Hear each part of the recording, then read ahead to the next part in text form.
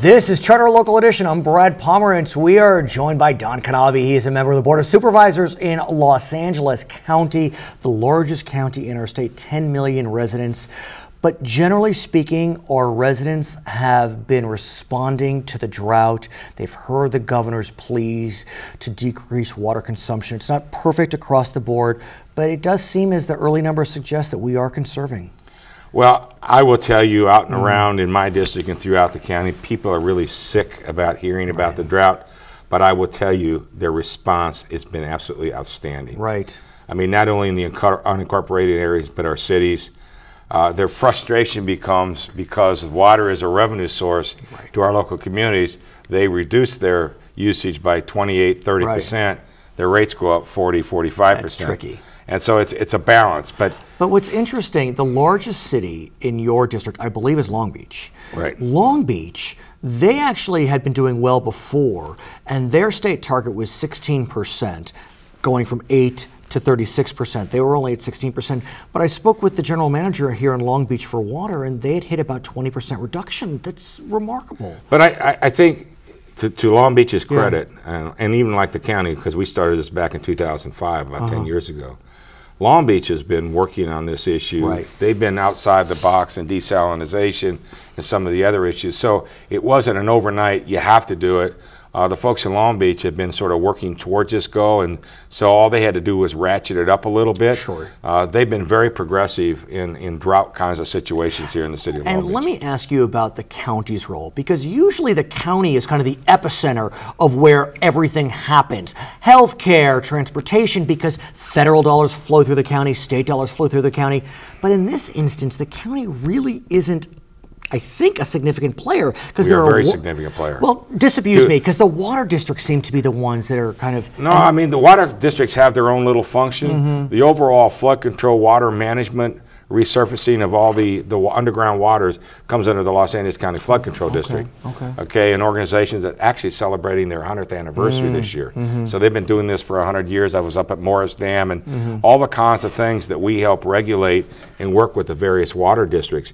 As an example, you know, we just alone in our own headquarters, our flood control, we're saving about 3 million gallons every 2 months. It's huge. How? Through recycling and through reusing some of the water, the potable and non-potable waters. Our Cash for Grass program, we've raked in about $1.1 million in rebates.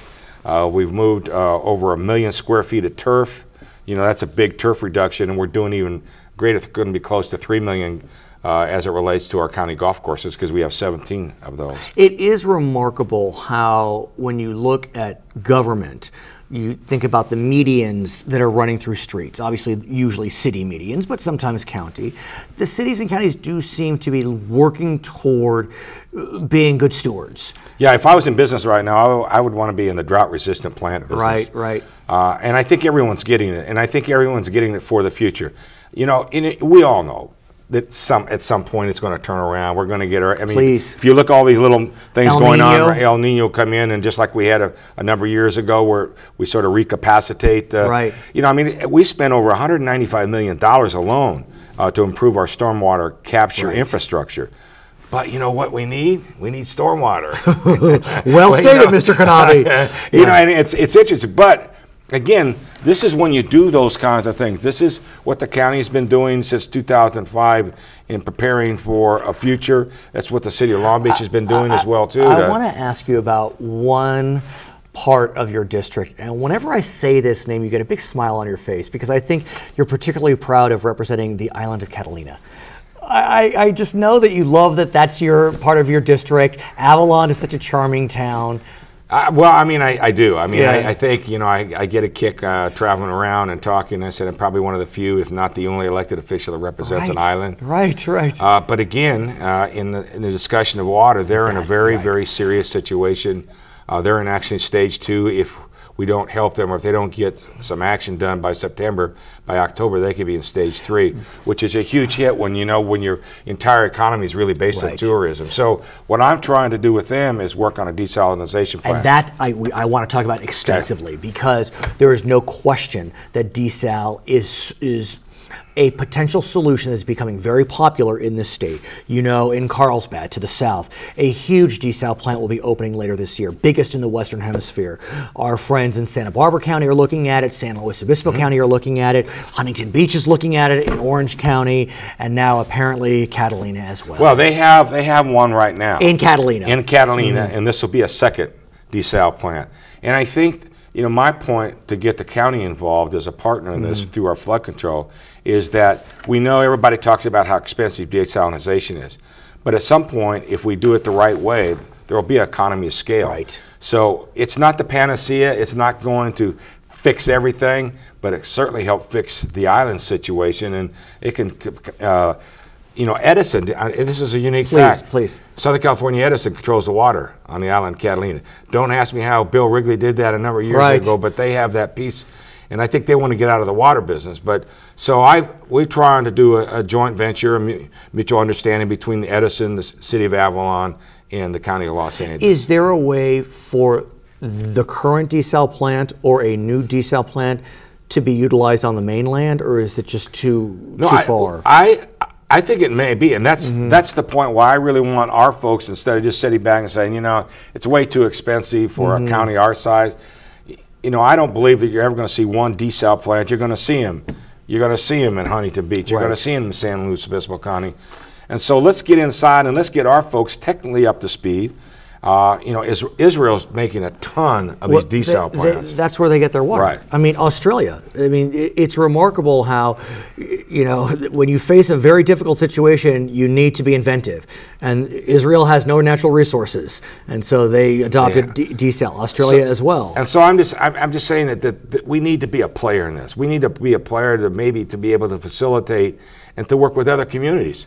Throughout, I mean, the city of Los Angeles, the city of Redondo Beach. What about a player in desal? Because other than Avalon, I haven't heard a lot of talk in this county about desal and looking to have desal be part of the solution. Absolutely. Well, that's my whole purpose. Yeah, that was the whole purpose behind my motion, to move into the Avalon situation, get up to speed, and see how we can transfer that kind of technology here to Los Angeles County.